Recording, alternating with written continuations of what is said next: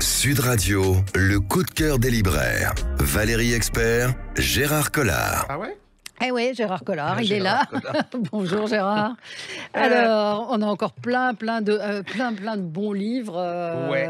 et on est content de les partager avec vous. Alors, votre coup de cœur cette semaine pour commencer? Alors j'en ai plein, mais alors je suis tombé sur un livre, un roman historique. Mais roman historique, c'est un vrai roman. Enfin, je vais me faire tuer si je dis un roman historique, c'est pas un vrai roman, c'est un roman. Mais là, il est vraiment littéraire. C'est pas uniquement le côté historique des choses qui fait la valeur de ce livre. Alors, il s'appelle François Elborn. Ça s'appelle Deux étés 44. Ouais. C'est Metz 44, Drancy 44. Alors bien dit, on dit pas Metz, il faut dire Metz. Metz. Les gens de là-bas, ils sont très susceptibles. Donc, j'ai écrit Metz ME2S pour pas me planter. Ouais. Alors, ça commence. C'est Louis XV. On est sous Louis XV. Alors Louis XV, là, sa femme veut plus le voir parce qu'il lui a fait 7 enfants. Puis elle lui a dit, ça va, ça suffit, mon chéri. Donc il part à la guerre. Il est fringant, il est beau. Il emmène ses 2 maîtresses, hein, dont une qui était une des héroïnes de Pascal. Vous savez, en pocket, l'histoire de cet homme qui raconte. C'est la duchesse de je ne sais plus comment, mais vous allez me retrouver ça. Oui. Donc, il part avec les 2. Et alors là, on a droit de faire plein de choses quand on est loin de la reine et puis que on est à la guerre. En plus, il part avec les 2 sœurs, hein, donc il aime bien s'amuser avec les 2 sœurs. Vous voyez le côté, là, c'était voilà. Ah, maintenant, il serait mort, le type, hein. Et tout d'un coup, il tombe malade. C'est la panique. Il y a les 10 médecins qui sont autour. Alors, on touche pas au roi, hein, parce qu'on n'a pas le droit de toucher au corps. Et alors ce cas, c'est génial parce qu'ils lui font 10 des lavements, ça va être super sympa. Et puis ils le saignent 10 fois. Mais alors j'ai appris qu'une saignée, c'était 50 centilitres de sang par saignée. Ça veut dire qu'au bout de la 10e, il n'a plus rien. Le gars, il devait être blanc comme un cachet d'aspirine. Non, il va mourir. Alors il se dit, c'est Dieu qui me punit parce que j'ai péché avec les femmes et tout. Et là, il y a le maire de Metz, je crois, qui dit, écoutez, j'ai un espèce de médecin un peu rebuteux et tout. Voilà, on va le faire venir. En fait, il est juif, le médecin. Et la médecine juive, à l'époque, était beaucoup plus en avance que... Et lui, il va toucher le roi, il va le palper, il va rester 3 jours avec, il va lui donner alors des vomitifs, plus des potions, des choses comme ça, et il va le soigner, il guérir. Parce que qu'est-ce qu'il avait, le roi? Tout simplement une dysenterie. Ah ouais. À l'époque, on en mourait si c'était pas voilà, exactement. correctement soigné. L'auteur, en même temps, voulait enquêter sur son grand-père, lui qui est mort à Drancy, en 44. Le même jour, 15 août 44. Voilà, c'est quand même assez fascinant. Et le côté le plus fascinant, je pensais à un ami qui disait qu'il y avait des fils d'or qui reliaient les gens et qu'il n'y avait pas de hasard. Il va dans une malle et là, il découvre que ce grand-père faisait des enquêtes sur ce médecin juif à Metz. Et là, c'est le parallèle entre le temps des Lumières, c'est-à-dire il va venir... l'émancipation des Juifs avec la Révolution, et puis Drancy avec, comme dirait l'autre, c'est les ténèbres, hein, c'est l'enfer, sa famille va être massacrée, et le grand-père va mourir parce qu'il va être le dernier train de Drancy. Alors, je vous le fais comme ça, mais c'est un vrai roman, vous êtes dedans, vous ne lâchez pas du tout, il écrit très très bien, c'est son premier roman, je trouvais ça génial. Le parallélisme est incroyable, vous allez découvrir... Oui, c'est... oui, vous allez découvrir 2 épisodes. Alors, je connaissais Drancy parce que, c'est tellement atroce et qu'on ne peut pas passer à côté. Mais l'épisode de Metz avec les 2 maîtresses de Louis XV, c'est une merveille. Ne passez pas à côté, c'est chez Stock. J'ai passé un moment, mais fabuleux. En plus, après, j'ai été revoir, j'ai relu le bouquin de Pascal chez Pocket et tout. Et c'était vraiment... voilà. Bon, allez-y, c'est vraiment pour moi un des incontournables. Ça s'appelle 2 étés 44, Metz 1744, Drancy 1944, et c'est chez Stock, effectivement. Ouais. Puis ça parle de femmes aussi. Hein. J'ai commencé à le lire, effectivement. Et Pascal est un être exceptionnel, un auteur exceptionnel, parce qu'il parle des femmes dont on ne parle pas forcément, mais qui ont eu une importance incroyable sur dans le pays, oui, absolument. Qui ont joué. Et puis, il y a toute cette et qui sont derrière les héros, ceux dont on parle, et elles ont joué un rôle assez important. Absolument. Non, mais et puis il écrit bien, hein, franchement. Absolument. Puisqu'on est dans l'histoire, remarquable historien Adrien Goetz de l'Institut, moi aussi. Alors, il enseigne l'histoire de l'art à la Sorbonne. C'est un homme passionné, érudit, passionné, passionnant. Et il publie Dictionnaire amoureux de la Toscane chez Plomb. Et vous prenez comme un dictionnaire, vous ouvrez. Alors, allez savoir pourquoi. Moi, je suis tombée sur la cuisine. Sur les Contucci et Vinsanto. Donc, c'est la Madeleine de Proust de la Toscane. Mais beaucoup plus que ça, vous allez découvrir les auteurs, les Goncourt qui sont passés par la Toscane, ce que c'est que le néoclassicisme. Et en plus, il vous raconte tellement d'anecdotes que vous êtes emporté. Puis ce sont des petits articles courts. C'est très vivant. C'est très vivant, ça fait une page. Et j'ai bien aimé, moi, parce que j'ai été étonnée, yoga. Depuis quelques années, c'est devenu le loisir de la mode en Toscane, en particulier sur l'île d'Elbe. Garantie de ne rien visiter. Foin de Renaissance et de Quattrocento, repos total, grâce à des enseignants qui aident leurs pensionnaires à faire le vide. Si le yoga avait existé en 1814, l'histoire du monde en eût été changée. Cette petite ironie et petite, ceux qui vont en Toscane pour ne pas voir la Toscane, c'est un peu désespérant. Mais il y a les cafés historiques de Florence. Mais c'est génial, hein, franchement. C'est les bains de mer. Oui, les bains de mer, franchement. Et c'est là, il fait pas beau, vous lisez ça, et en plus ça donne envie parce que c'est une collection, il y a quand même il y en a, on sent qu'ils ont fait des dictionnaires amoureux parce qu'il fallait refaire leur moquette. Hein, mais lui, alors on sent qu'il aime la Toscane et tout. Et puis il a un style vivant. C'est vraiment, j'adore ce.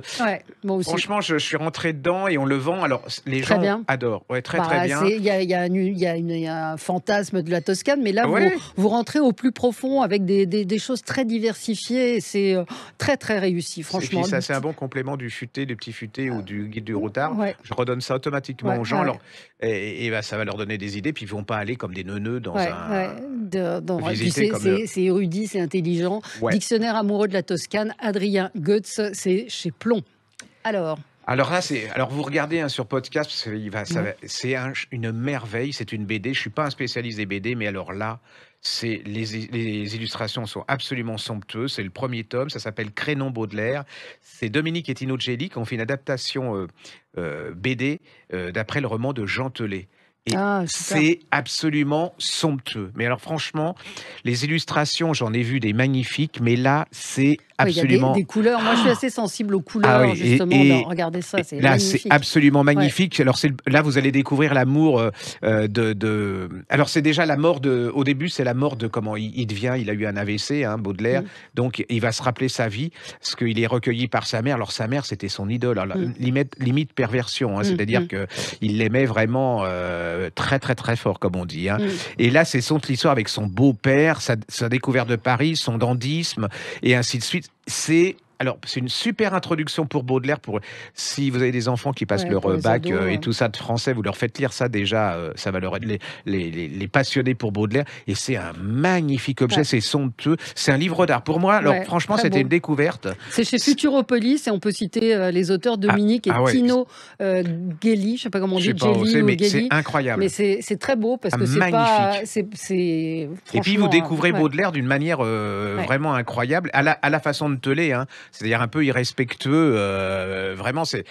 Voilà, c'est un de mes gros coups de cœur. J'y ai passé du temps à le lire, cette BD. Moi, j'ai redécouvert en poche Americas, de Christian Niemiec et Ludovic Manchette. Là, c'est vraiment, s'il pleut, que vous vous emmerdez et tout, vous prenez ça, espèce de road movie d'une petite fille qui décide de quitter sa famille avec des parents un peu tordus, un peu mal aimés. Elle décide d'aller retrouver sa sœur qui est partie, donc elle habite à Philadelphie, et sa sœur est partie un an plus tôt à Los Angeles pour devenir une playmate dans la Hefner Mansion. Et donc, cette gamine qui a 13 ans, qui en paraît un petit peu plus, elle n'a même pas tout à fait 13 ans, elle part en stop, en bus, il lui arrive plein de choses, mais c'est des rencontres, c'est feel good, parce qu'il n'y a pas de drame, il n'y a pas de truc. Mais c'est un bon portrait de l'Amérique des États-Unis de cette époque-là, et de la musique, et elle rencontre, on ne va pas tout révéler, mais un chanteur qui va devenir peut-être célèbre. Absolument. Et comment elle va arriver à Los Angeles, c'est des portraits de l'Amérique de cette époque-là, des années 80. Il y a la suite qui vient de paraître. Il y a la suite qui vient de paraître. Et les gens, alors en plus, sont sympathiques. Moi, ils n'ont pas la grosse tête parce que généralement, et ça marche à partir de 14 ans. Oui, parce que c'est l'histoire d'une gamine. Ça fait penser un peu à ce film. Alors, je me souviens plus de la gamine qui est dans un camping-car. Oui, mais c'est en road movie. Oui, c'est exactement ça. Et c'est très visuel. Par cette gamine de 13 ans. Absolument, c'est très visuel. Et elle a 13-14 ans. Et les gosses se mettent dans le. Et je trouve que ça vaut largement beaucoup de feel good parce que on le met dans le feel good, mais en fin de compte, c'est 2 bons romans, quoi. Oui, c'est vraiment très bon. Quoi d'autre, Gérard? Je sais que vous aimez bien les livres pour enfants. Oui. Et ben voilà, moi j'ai adoré de Bernard Villot et Agnès Ernoux, c'est chez Margot. Le roi qui pue. Ah voilà. Alors déjà les illustrations c'est pareil. Regardez les podcasts parce que franchement ça vaut la peine. Wow. On est une émission filmée en fin de compte. Absolument. On est une radio. Et alors c'est l'histoire d'un roi qui est gentil, mais il s'appelle le roi qui pue. Alors quand vous appelez le roi qui pue, c'est très compliqué. Et alors lui, il cherche une femme parce que il veut un héritier, mais personne ne veut devenir Madame qui pue, hein. Donc non, c'est pas possible. Il va voyager. Alors il dit peut-être la solution, c'est de supprimer les U. C'est-à-dire qu'il devient le roi Kip et on dit plus une boule mais une boule. On dit plus une poule mais une pôle. Et puis il rencontre une femme incroyable qui aime la même chose, parce que lui, c'est un gourmand, c'est comme vous, il aime les religieuses, les desserts, les et elle est folle de desserts et tout, mais il n'ose pas lui demander sa main, parce qu'il dit, c'est pas possible. Puis bien un jour, il se lance, il dit, voilà, j'adorerais que vous soyez ma femme, mais je m'appelle le roi qui pue. Et elle me fait, c'est pas grave, parce que moi, je m'appelle je crois que c'est Morissette qui pète. Mademoiselle qui pète. Voilà, et donc c'est absolument, ça marche avec les enfants, c'est incroyable, ça marche avec les parents. Les illustrations sont, moi, je trouve très élégantes, très pleines d'humour. Très drôle, c'est tout en finesse, c'est subtil parce qu'on aurait pu tomber vite dans la vulgarité. C'est une petite merveille. Très mignon. Ah oui, c'est vraiment. À partir de 3 ans, à peu près. Oui. Et puis alors il y a des parents qui s'en foutent, c'est ce que je disais, parce que il faut leur raconter toujours Madame qui pète et Monsieur qui pue, et c'est tous les. Alors je vous signale que le livre qui pète, que le livre des proutes, il marche plus. Donc je sais pas comment on fait. Il y a eu tellement d'appui sur le prout. Puis en plus, il a un problème, ce livre, c'est qu'il se déclenche tout seul. Donc ça peut être. Il y a des quiproquos qui peuvent être pas mal, mais le livre des proutes aussi est très drôle. Mais il y a toute une série. Il y a l'histoire du suppositoire qui est aussi pas mal, et le super pissou aussi. On est très pipi caca. Mais ça marche très bien. Mais celui-là est très bien. Le roi qui pue de Bernard Villot et Agnès Ernoux, c'est chez Margot Édition. Et on va s'interrompre une petite page de publicité, mais on est là et on a plein d'autres choses à vous conseiller. À tout de suite. Sud Radio, le coup de cœur des libraires. Valérie Expert, Gérard Collard. Avec vous sur Sud Radio, on continue à parler livres. Un mot sur le livre de Florence Bergeaud-Blacker, Le frérisme et ses réseaux, chez Odile Jacob. Cette femme, elle est menacée de mort. C'est une enseignante, c'est une chercheuse. Le CNRS, cette semaine, s'est réveillé en disant oui, on la soutient, etc. Elle connaît extrêmement bien tout ce qui est l'islam politique, l'islamisme, l'entrisme. Elle décrit extrêmement bien comment fonctionnent les frères musulmans. Il faut la soutenir. D'abord, ce qu'elle écrit est passionnant. Et elle avait fait tout une enquête aussi sur le halal, sur les femmes. Et à cause de cette enquête, aujourd'hui, elle est menacée de mort. C'est-à-dire qu'aujourd'hui, il y a des gens qui sont menacés de mort parce qu'ils écrivent sur des sujets qui dérangent et que l'affrontement... Et elle est menacée et condamnée par des collègues de travail, par des chercheurs. Oui, c'est le CNRS, c'est ça qui est la violence. Là, on a un gros problème en France au niveau de toutes ces institutions. N'importe comment... je ne peux pas tomber dans la provocation, mais la gangrène est un peu partout. Donc, Le frérisme et ses réseaux, Florence Bergeaud-Blacker, c'est chez Odile Jacob. Livre intéressant, passionnant, et vous la soutiendrez comme ça. On continue, sans transition, comme on dit. Alors, Marie-Justine Kernel, ça s'appelle Les Confessions de Madame 100 kilos, c'est chez Lattès. Alors, c'est un livre... Moi, j'ai été happé par la couverture parce que la tête de la...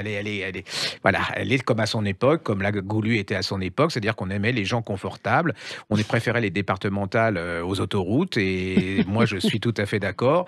Alors, elle naît dans une famille bourgeoise, assez classique, elle est assez heureuse. Le problème, c'est que le père va vite... il est un peu bizarre, le père, enfin, il est un peu fantasque, comme on dit. Il va être ruiné, il va falloir gagner de sa vie.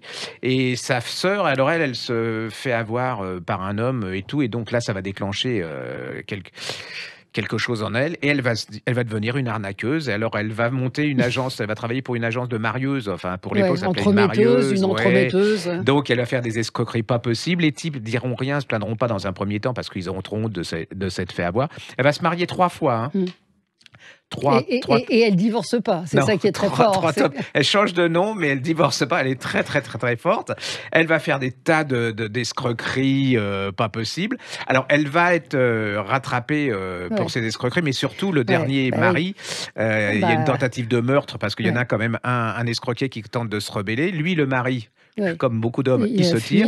Et elle reste là et elle va écrire dans sa prison son histoire. Et donc c'est elle qui raconte. C'est un manuscrit qui a été retrouvé par Bruno Fulini. Et c'est incroyable, l'écriture est incroyable. C'est ça qui est le truc, c'est-à-dire qu'on a beaucoup lu ce genre de choses. On se dit c'est marrant, puis c'est illisible. Parce que c'est quelqu'un qui raconte l'histoire. Souvent, là, c'est elle. Et puis elle le raconte d'une manière, c'est super bien écrit, avec intelligence, avec recul.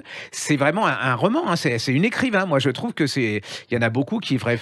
Et puis c'est des femmes escrocs, des femmes comme ça, un peu bandits sur les bords.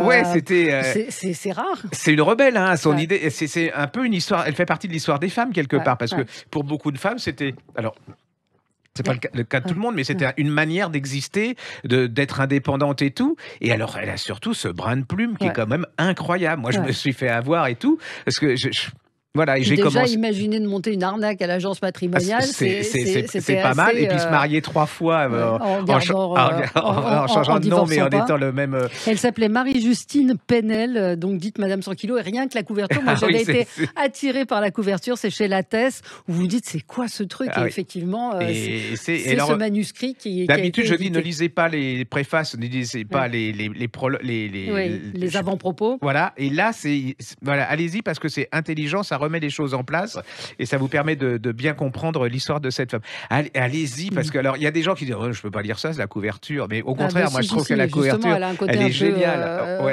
Moi, ça fait penser à la Goulue. Oui, la Goulue, c'était pas une escroqueuse, elle utilisait son corps. Non, mais là c'est une vraie histoire. Elle raconte comment elle a fait. Ah mais non, allez-y, ne passez pas à côté. C'est un bon moment. Un livre, je vous en avais parlé, mais il vient juste de paraître. Rugby, mourir fait partie du jeu. C'est paru aux éditions du Rocher. L'auteur, c'est Philippe Chauvin. Il a perdu son fils de 18 ans qui jouait au rugby, son premier match en tant que titulaire. C'est un très beau livre parce qu'à la fois, il est pudique. C'est un homme très, très digne qui a entamé un combat pour que les règles du rugby changent parce que c'est devenu d'une violence. Oui, c'est ça aussi, parce que c'est pas que l'histoire, c'est absolument pas larmoyance. Et il raconte ce qui est arrivé à son fils, comment les autorités ont totalement ignorer ses appels, l'ont reçu en disant oui, bien sûr, il ne s'est rien passé. Donc c'est une sorte de plaidoyer aussi contre ce rugby de plus en plus violent, et puis que les parents aujourd'hui qui ont des gosses qui jouent au rugby sachent ce que risquent leurs enfants. Des plaquages, son fils il est mort d'un plaquage de 2 mecs qui l'ont coincé, et il est mort. Il paraît que depuis la professionnalisation de plus en plus du rugby, c'est devenu de plus en plus violent. C'est loin du rugby amateur dans le temps, même si c'était pas de la danse, mais là on est dans une période assez compliquée. Mais c'est le combat donc de cet homme assez seul face à des puissantes fédérations qui ne l'entendent pas. Il est assez soutenu par aujourd'hui des médecins parce qu'on se rend compte que les rugbyman ont des troubles cognitifs à cause des plaquages. Enfin, il n'y a pas que la mort, mais la mort fait aussi partie du jeu. Vraiment, je vous conseille ce livre, Philippe Chauvin, Rugby, donc c'est écrit en gros, mourir fait partie du jeu, aux éditions du Rocher. Ah oui, alors je voulais vous dire, parce que je me suis fait engueuler parce que je parle de livres qui n'existent plus. Ce n'est pas de ma faute. On avait adoré Mes sœurs n'épousaient pas de marin de Nicolas Grégory chez Osescan. En fait, il était en réimpression. Il est un peu victime parce que, faut expliquer aux gens, c'est qu'en ce moment, le prix du papier est cher et que les éditeurs font des tirages de moins en moins importants et que c'est vrai que c'est très et que de par savoir rapport ce qui aux va imprimeurs, fonctionner ou pas. Bon, ils devraient nous appeler avant, on leur dirait à combien tirer le livre. Et donc là, il est reparu vendredi dernier. Donc là, vous pouvez y aller. Il est à nouveau disponible. C'est un livre merveilleux. C'est l'histoire de ces femmes qui essayent de sauver leur fils pour pas qu'il soit marin, et que le destin fait que malgré toutes elles essayent tout, et non, l'appel de la mer est quand même plus fort. C'est un très très très joli livre, magnifique. Et c'est pas glauque, je veux dire. Non, c'est très beau sur ces femmes de marins qui voient leur mari se partir, qui ne savent pas s'ils vont revenir. Voilà. Et il y a la voix des marins aussi, des hommes, parce que souvent il y a que les femmes ou que les hommes. Et là, vous avez les deux.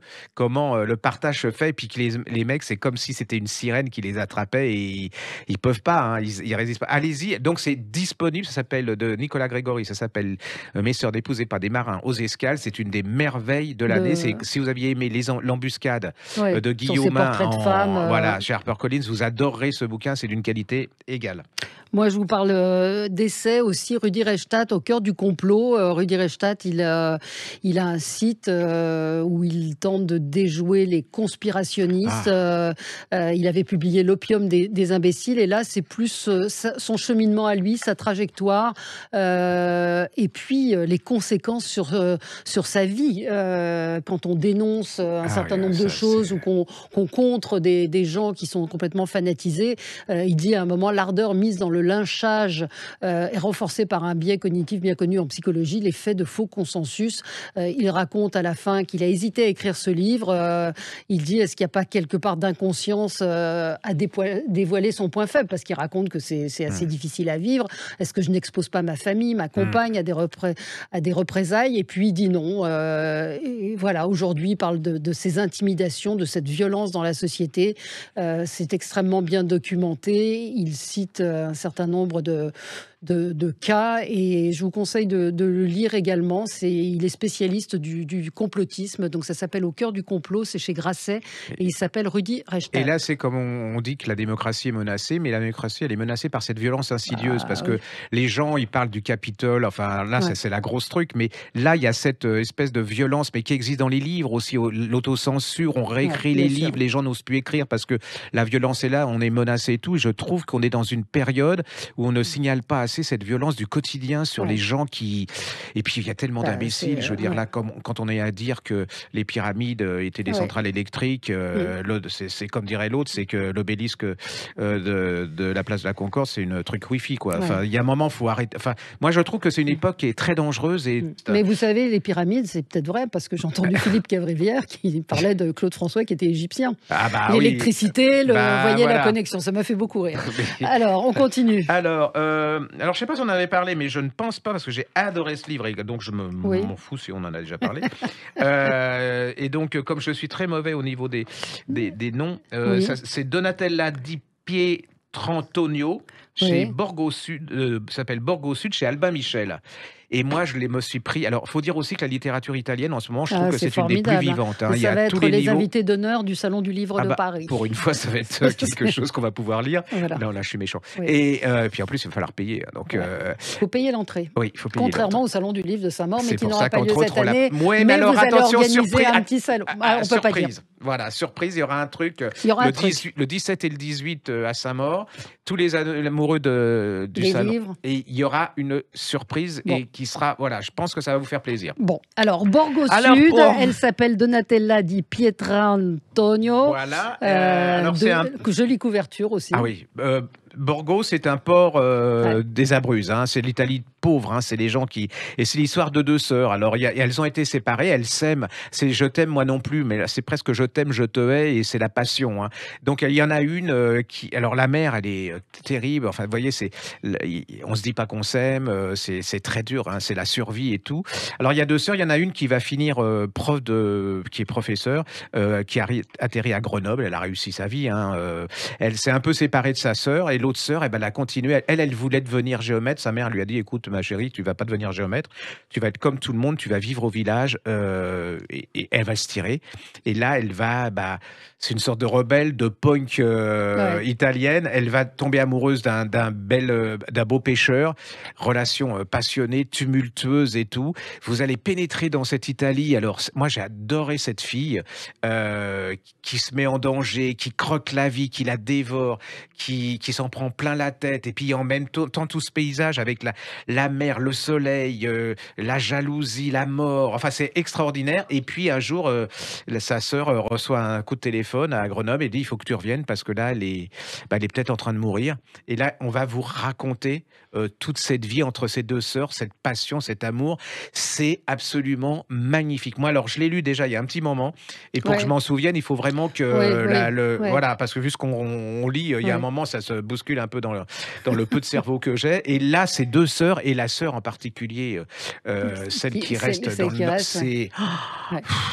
Borgo Sud de Donatella di Pietrantonio, c'est chez Albin Michel. C'est pas glauque et c'est plein de générosité aussi. C'est ensoleillé. Je tiens à le dire parce que les gens, dès qu'on dit ils se tirent, parce que vu l'ambiance en ce moment. Non, mais c'est pour ça on a envie de livres qui font du bien. Et là, c'est un très très beau livre, un très grand écrivain. Et on vous parlera aussi d'un livre qu'on a beaucoup aimé. On se le garde pour la semaine prochaine. Absolument. On a envie de livres où on a plaisir à lire, qui ne sont pas angoissants et compliqués. Voilà. Merci Gérard. On se retrouve la semaine prochaine pour d'autres livres. Sud Radio, le coup de cœur des libraires. Valérie Expert, Gérard Collard.